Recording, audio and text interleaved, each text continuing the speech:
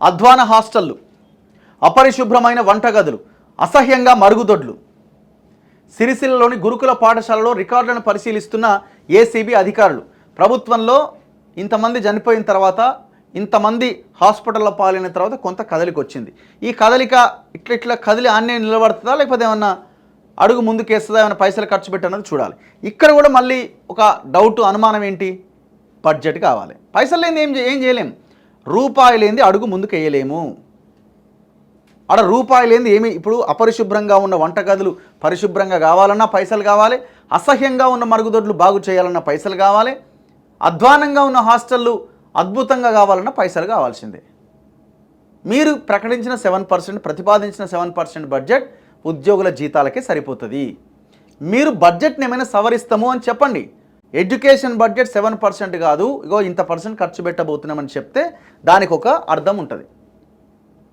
Otherwise మీరు ఎన్ని మాట్లాడినా దానివల్ల ఉపయోగం లేదు. మీరు ఎన్ని రైట్స్ చేసినా, ఇంకేది చేసినా సమస్య పరిష్కారం కాదు. బడ్జెట్ కేటాయిస్తేనే మీ చిత్తశుద్ధి ఉన్నట్టు లెక్క.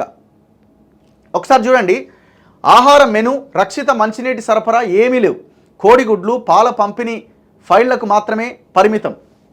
సరుకుల కొనుగోళ్లలో పలు అవకతవకలు, అక్రమాలు. విద్యార్థుల సంఖ్యను ఎక్కువగా చేసి చూపిస్తున్న వైనం. వారానికోసారి లేదా నెలకోసారి మాత్రమే వార్డెన్ల రాక. రాష్ట్ర వ్యాప్తంగా హాస్టల్స్లో ఏసీబీ తనిఖీల్లో వెలుగులోకి. సర్కారుకు నివేదిక, మెరుగైన చర్యలకు సిఫార్సులు. గురుకులాల ప్రక్షాళన. ప్రతి నెల విద్యార్థులకు ఆరోగ్య పరీక్షలు. ఏ విద్యార్థి నేలపై పడుకోవడానికి వీల్లే.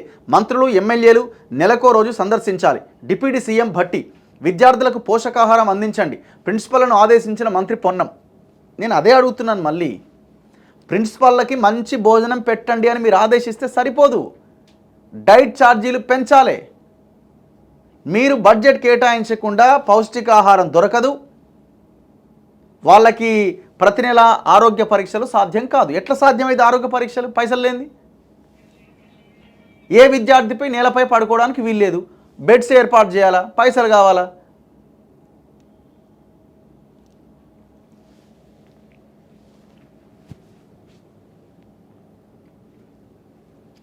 చివరికి ఏం చెప్తారు తెలుసా? మళ్ళీ వీళ్ళు ఏమైందంటే, చూసిరా గత ప్రభుత్వంలో ఎవడన్నా పోయిండా హాస్టళ్ళకి, మేము పోయినాం, అయిపోయింది. ఇక పోగానే మీరు పోగానే ఇక అంత అయిపోయినట్టే. ఇక అదే అద్భుత దీపమా, అల్లావుద్దీన్ అద్భుత దీపమా? మేము కలిసినాం, మేము వాళ్ళతో మాట్లాడినాం, వాళ్ళకి సమయం ఇచ్చినాం, ఇవి సరిపోవండి. ఇవి మాట్లాడుకోవడానికి బాగానే ఉంటాయి కొద్ది రోజులు. మీరు వెళ్ళి కలిసినా, వాళ్ళు వచ్చి మీతో మాట్లాడినా, మీరు సమయం ఇచ్చినా, వాళ్ళ దగ్గర తీసుకొని కౌగిలించుకున్నా అల్టిమేట్గా సమస్య పరిష్కారం అయిందా కాలేదన్నదే పాయింట్. మాకు మంత్రి కలిసిండు, చాలా అద్భుతం, గతంలో మంత్రులు ఎవరు కలవకపోతుండే, బాగుంది వినడానికి. ఎన్ని రోజులు సెక్రటేరియట్కి గేట్ ఓపెన్ చేయకపోయేది, అసలు దరిదాపుల్లో కూడా బోనిచ్చే వాళ్ళు కాదు. లేదు ఇప్పుడు డైరెక్ట్గా మేము లోపలికి వెళ్ళిపోతున్నాం, పోగానే కుసబెడుతున్నారు, ఛాయ్ ఇస్తున్నారు. ఎన్ని రోజులు మాట్లాడుకుందాం దీన్ని.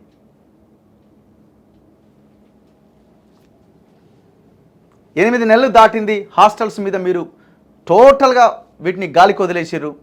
3వ నగరం 4వ నగరం అనుకుంటా అక్కడిక్కడ తిరుగుతున్నారు. హాస్టల్స్ని, పిల్లలు చదువుకునే స్కూళ్ళ మీద మీకు కనీస శ్రద్ధ లేదు, హాస్పిటల్ మీద శ్రద్ధ లేదు. చూద్దాం ఏం చేస్తారన్నది.